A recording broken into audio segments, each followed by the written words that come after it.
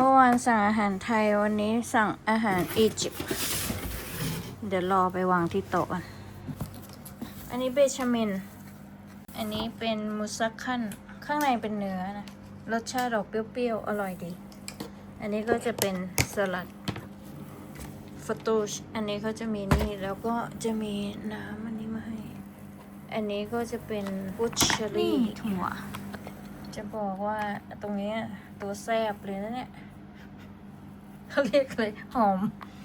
มแดงทอดอันนี้เป็นชื่ออะไรจำไม่ได้อันนี้ข้าวมักกะรูปอะไก่อันเนี้ยมันจะมี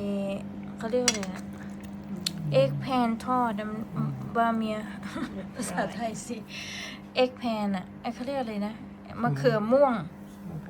ส่วนใหญ่เขาก็จะโรยอันนี้นะแต่เราไม่ค่อยอยากโรยหรอกเพราะว่ามันจะเหี่ยวง่าย